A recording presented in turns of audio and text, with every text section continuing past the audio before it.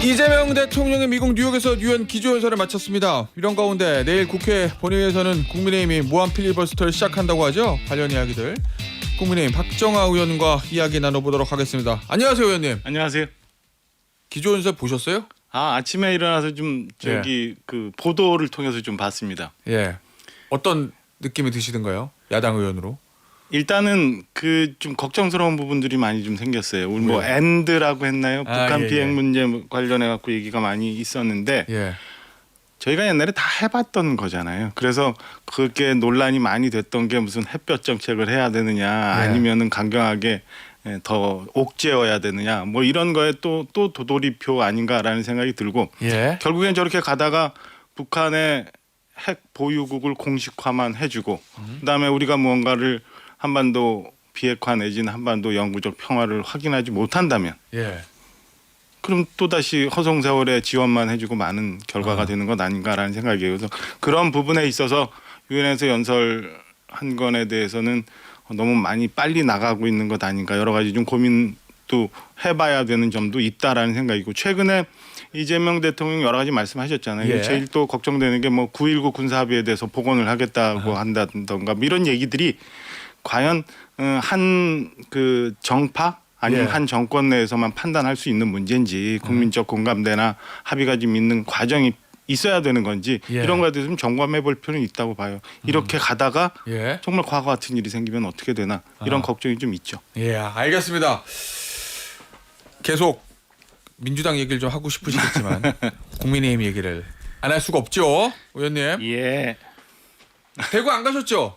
대구 안 갔습니다. 왜 안 가셨어요? 당에서 총동원령을 내렸잖아요. 저는 뭐 이게 또 논쟁이 많이 될 수 있지만 우리 당이 우선 먼저 해야 될 게 있다고 봅니다. 그러니까 대구 장애 집회에서 뭐 당 일각에서는 굉장히 성공적이었다라고 하고 일부에서는 또 좀 걱정되는 부분도 있다라고 하는 분들이 있는데 저는 그 며칠 전에 어떤 신문에 인전 사설에 반성과 쇄신이 먼저다. 이거 하면 된다라는 사설이 있었어요. 그리고 오늘 아침에도 보니까 어디 그 교회 지도자께서 뭐 얘기하는데 계엄과 탄핵의 강을 좀 건너야 되지 않나 이런 얘기인데 그 한마디로 끝나지 않나 싶은 생각이 듭니다. 그러니까 우리 국민들이 저희가 장애투쟁하고 지금 민주당이 거의 뭐 입법 폭력 뭐 이런 상황까지도 가고 있는데도 우리 당 얘기에 많이 귀 기울이지 않은 이유는 그래서 니네는 여기에 가 있다고 보거든요. 너나 잘하세요 뭐 이런 거요? 그렇죠. 너나 잘하세요도 아니고 너는 뭐 했는데 네 거 먼저 정리하고 뭐 이런 얘기들을 많이 들어요. 그래서 저는 과연 우리 당이 지금 어떤 위치에 처해 있는지 국민들은 우리 당을 어떻게 쳐다보고 있는지에 대해서 한번 먼저 정리를 하는 게 정리하면 훨씬 쉬워져요. 지금 민주당이 하고 있는 거 보면은 뭐 경제 문제 뭐 겉으로는 좋다고는 합니다만 과연 얼마까지나 골병이 들지 모르고 좀 전에 저희 얘기했습니다만 북한과의 문제도 그런 거 있고 여러 가지 우려스러운 부분들이 많고 참 더더욱이나 민주주의의 근간이라고 하는 삼권 분립 원칙마저도 훼손하면서 지금 사법부를 막 옥죄고 있잖아요. 이런 것들에 대해서 호소하고 국민들이 그에 귀 기울일 수 있는 준비를 해야 되는데 그건 없이 지금 가다 보니까 지금과 같은 상황이 계속 되고 있는 것 아닌가라는 생각이 저는 우선 거쳐야 되는 기초 단계 좀 거치고 난 다음에 심화 과정을 가야지 건너뛰고 나면 결국에는 제대로 된 요리 못 만든다 이런 생각입니다. 그래서 동대구역 광장보다는 우리 종로에 있는 광장 시장 가서 우리 국민들이 무슨 생각을 하고 있는지 먼저 봐야 되지 않나라는 얘기들을 했고 저는 그런 면에서 조금 이르다는 생각이 들어요. 그럼 메시지를 어디서 어떤 형태로 내는 것보다 메신저 자체에 대한 불신을 없애야 된다 이런 말씀이신 거잖아요. 그런 거죠. 우선은 봐요. 처음에 계엄 국면이 있었어요. 그다음에 뭐 탄핵과 대선 국면 지났어요. 지금 대선도 지나고 우리 당도 새 지도부가 만들어졌어요.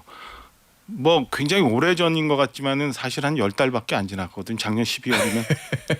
저는 느낌이 한 10년 지난 것 같은데 그 사이에 굉장히 격동이 있었는데 이걸 한번 정리하고 우리 새 지도부도 새롭게 출발하는 의미에서 뭔가 정리를 해주면 국민들이 좀 더 다가갈 수 있고 받아들여지지 않을까라는 생각입니다. 그 단계를 거치지 않으면 저는 영원 이게 계속 오랫동안 허우적거릴 수밖에 없다는 생각입니다. 서울도 안 가실 거죠? 서울 집회. 서울 집회 아직 뭐 정식화되지는 않았는데 뭐 27일 날 한다고는 얘기들은 오후 있던데. 얘기를 하고 있더라고요. 근데 그 서울 집회도 참석하지 않을 생각입니다. 예. 당 지도부에서 뭐라 하는 거 아니에요, 의원님한테? 당내에서는 그 뭐 이렇게 주류의 목소리도 있어야 되지만 그렇지 않은 목소리도 좀 있어야 그게 건강한 정당 아니에요? 당 지도부에서 얘기할 수 있는데 뭐 당 지도부도 충분히 교감할 수 있으니까 저는 뭐 그런 부분에 대해서 걱정하지 않고 이런 얘기들도 우리 당에서 하는 사람들이 있다라는 것도 저는 뭐 꼭 부정적이지만은 않다고 봐요. 지금 봐요. 그러니까 첫째 하나는 그 지난 동대구역에서 우리 당 지도부가 많은 얘기들을 했습니다만 귀에 남는 게 별로 없어요. 언론에 제일 많이 보도된 거는 이재명 정부 끝내야 한다 뭐 이런. 그 이재명 정부도 아니고 이재명 끝내야 한다. 솔직히 생각하면 이재명 끝내야 된다. 근데 옛날식의 무슨 정치구호 같지 않아요? 좀 공허하잖아. 그러니까 아직 왜 민주당은 그 조희대 대법원장을 30일 날 불러서 청문회를 하겠다고 하는 건지에 대해서 우리 국민들 많이 흡수돼서 이해하고 계시는 분들 없어요.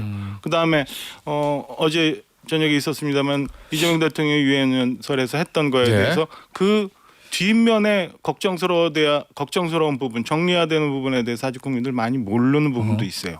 한미 정상회담 해서 굉장히 합의서도 필요 없다고 얘기하면서 했던 정상회담에 대해서 지금 결과가 어떻게 되는지 궁금해하는 부분이 많아요. 이런 부분을 좀 잘근잘근 잘라서 국민들한테 좀 설명을 해주고 지금 우리가 이런 상황에까지 왔는데 저는 한순간에 단칼에 무언가로 변화가 있을 수 있다고 생각하지 않습니다. 자꾸 시간이 가면서 노력해야지 변화가 있지.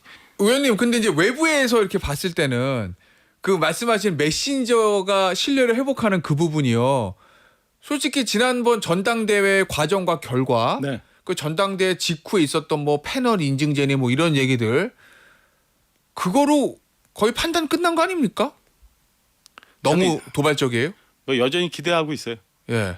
기대는 하십니까? 여전히 기대를 하고 변화하겠지라고 뭐 지켜보고 있습니다. 우리 새 지도부도 출범한 지 얼마 안 됐잖아요. 그러니까 뭐 그것도 그 안착되고 그 다음에 지도부 내에서 정리가 되는 시간까지 좀 기다려볼 수도 있는 거 아닌가라는 생각이 듭니다. 물론 일단은 말씀 주신 것처럼 그런 걱정의 부분이 더 많기는 하지만 많기는 하지만 그래도 지켜는 보자. 일단은 알겠습니다. 무한 필리버스터 한다면서요? 오늘쯤 아마 결론을 내는 것 같아요. 지난 월요일 날 의원총회 있었는데 결론 못 내리고 오늘 내일이죠. 25일 날 정부조직법이 민주당이 일방 처리하겠다고 하고 어제도 원내대표 협상에 결렬된 것 같은데 그러면은 모든 법안에 대해서 필리버스터를 할 거냐 아니면 쟁점 법안에 대해서만 필리버스터를 할 거냐 이런 거에 대해서 아마 오늘 오후쯤 정책위총을 열어서 결정하지 않을까라는 생각입니다. 의원님 개인 생각은 어떠세요? 모든 법안을 할 거냐 쟁점 법안을 할 거냐. 아니 솔직히 소수 야당이기 때문에 걱정은 뭘 해도 사실은 결과적으로 효과는 없는 건 맞는데 할 수 있는 게 없어요 사실은 지금. 그리고 필리버스터도 민주당이 갖고 있는 의석상 24시간이면 강제 종료가 되는 거라서 효과가 얼마나 있을 건지 모르겠고 결과적으로 모든 법안에서 필리버스터 한다는 거는 엄청난 소모전이거든요. 가령 뭐 50개 법안이 올라간다 그러면 50일 동안 필리버스터를 해야 되는 상황이라서 우리가 이런 거 결정하기 전에 민주당이 아무리 작은 야당이라고 하더라도 좀 야당과의 협치할 생각, 좀 야당의 주장을 좀 들어줄 준비, 뭐 이런 것들도 좀 생각해 줬으면 하는 바람이 있습니다. 그러니까 잘 처리됐으면 하는 생각이 있는데 만약에 안 되면 효과 없는 필리버스터라도 해야 되지 않을까라는 생각도 들어요. 의원님 지금 소수 야당이고 굉장히 어려운 상황이잖아요. 그러니까 지금 당이 제대로 가고 있느냐에 대한 생각은 의원들 개개인 다 다를 건데 전반적으로 지금 지도부의 방향이라든지 대여 투쟁 방식에 대해서 당내 의원님들의 실제 반응은 어때요? 이것도 개파마다 갈립니까?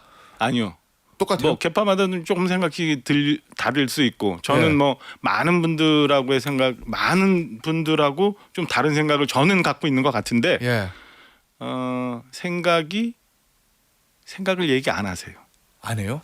그게 제일 큰 문제라고 저는 봅니다. 생각을 얘기 안 한다는 거는 어떤 아무 의미일까요? 말도 하지 않고 무기력한 상태가 굉장히 오랫동안 가고 있는 것 같고 그다음에 당이 이렇게 어렵고 힘들 때 당 지도부뿐만 아니라 중진 의원들도 나서서 뭔가 당의 진로에 대해서 얘기를 하고 의원들의 총의를 좀 모아가는 과정이 있어야 되는데 예. 중진 의원님들도 말씀이 없고 그다음에 추재선 의원들도 크게 얘기가 없고 아무도 얘기하지 않는 아무 일 없는 상황이 오랫동안 가고 있는 듯한 느낌입니다. 의원님, 여당 때는 속된 말로 대통령이 무서워서 아무 말 안 하고 있다라고 뭐 잘했다는 건 아니지만 네, 이렇게 생각할 수 있는데 지금 야당 때는 뭐 속된 말로 무서운 사람도 없고 총선 공천도 많이 남았는데 왜 아무 얘기도 안 하는 거예요? 저는 그 부분이 궁금해요. 저도 사실은 예. 지금 아까 뭐 잠깐 말씀드렸지만은 계엄, 탄핵, 대선 뭐 이런 전국 지났지만 지금 새 지도부 왔잖아요. 그리고 예. 뭐 변화가 많이 있었잖아요. 그러면은 이미 구속되고 국민들 판단이 끝난 윤석열 전 대통령, 예. 김건희 여사에 예. 관한 문제에 대해서는 왜 딱 정리를 못하는가 그런 부분에 대해서 우리 당이 계속 허우적거리고 있는데 그거와 똑같이 지금도 왜 아무도 얘기를 별로 안 하고 있는가가 제일 궁금합니다. 사실은 제가 보니까 시간이 오히려 많이 남은 게 문제 아닌가 아 오히려 라는 생각이 들어요. 그러니까 그러면 공천이 뭐 오래 예. 어쨌든 총선은 3년 예. 후인데 지금 뭐 이렇게 안타깝게 할 필요가 뭐가 있어라는 생각들을 많이 갖고 계신 거 아닌가 아니면 작년 여름에 내가 했던 일들에 대해서 다시 또 복귀하고 국민들로부터 예. 환기시키는 게 좋지 않아서 그냥 다 묻어두고 나도 눈 감고 있을래라고 하고 계시는 건가 뭐 이런 생각도 들어요. 알겠어. 그러면은 소위 말하는 영남에 있는 뭐 한때 언더 찐윤이라고 불리기도 했던 뭐 실세 그룹이라고 불리게 했던 그 접해보지 못해서 어떤 분들인지 잘 모르겠어요. 그 특히 이쪽에 중진 의원들이 지금 현 지도부에 대해서 그렇게 지지하고 뒷받침하고 이런 분위기는 또 아닙니까? 뭐 여러 가지 얘기들이 있더라고요. 근데 네. 근데 뭐 그분들 누가 누군지 몰라서 제가 만나뵙지 못했고 당 네. 지도부도 어떤 생각인지 아직은 잘 몰라가지고 모르겠는데 뭐 의견들이 다르다는 얘기도 좀 있고 아니면 그래요? 뭐 비슷하다는 얘기도 있고 예. 제가 판단하기는 이런 것 같습니다. 정보력도 딸리고. 예, 판단하기에는 그러시다고요. 예, 알겠습니다. 예. 저기 근데 지금 악재가 자꾸 일어나면 하나씩 나와요. 최근에 이제 통일교 문제가 예. 생각보다 좀 커지는 것 같은데 권성동 의원은 결국 본인의 부인에도 불구하고 구속됐고 이것 때문에 하나짝 총재 구속됐고 자 그런데 계속 보도 나오는 얘기 중에 하나가 한국일보 보도인데 김기현 대표가 당선됐던 큰 전당대회 앞두고 유력 잠재 주자들이 지원 요청을 해왔다라는 게 이제 통일교의 키맨인 윤영호 씨가 건짐없사고 나눴던 이 대화 내역인데.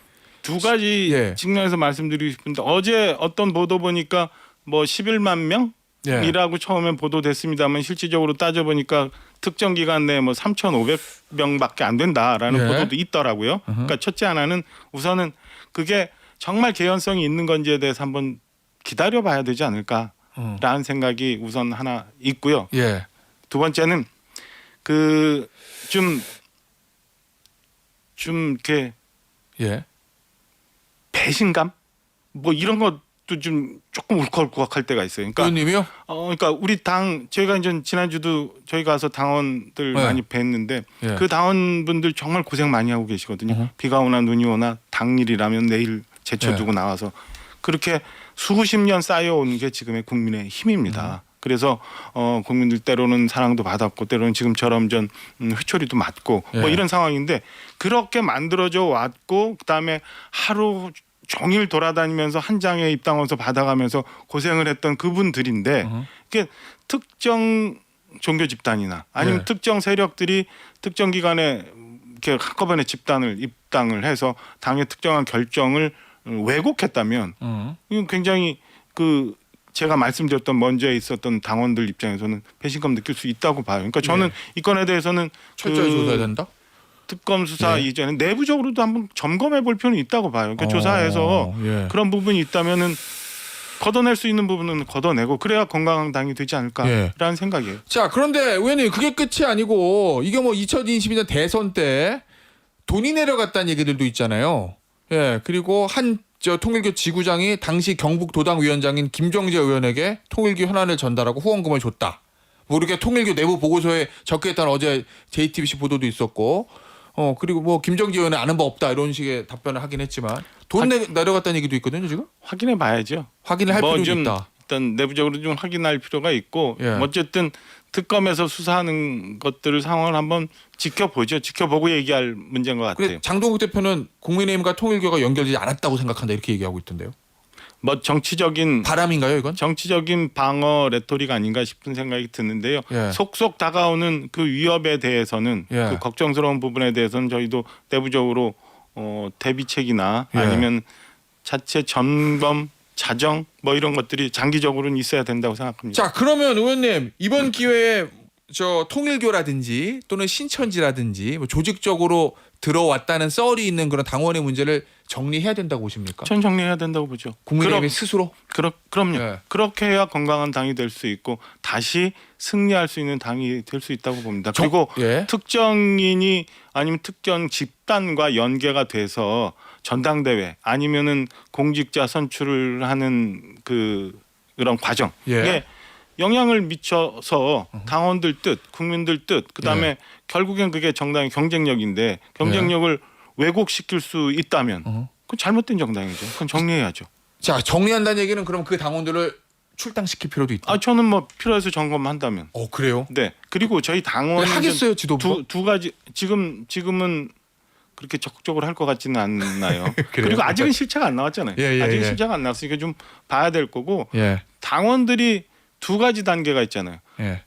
그 당비를 내서 책임 당원의 지위를 받고 선거권을 갖게 되는 당원들이 있는 거고 예. 그렇지 않은 일반 당원들이 소위 말하는 휴면 당원들이 휴면 있는데 당원 있죠? 예. 그런 것들을 한번 점검해 보고 예. 이상한 부분이 있다면 정리하는 게 맞죠. 그렇지 않고서는 마냥 이렇게 예. 언제까지 윤어게인 스탑 더 스틸의 정당이 될 수는 없잖아요. 알겠습니다.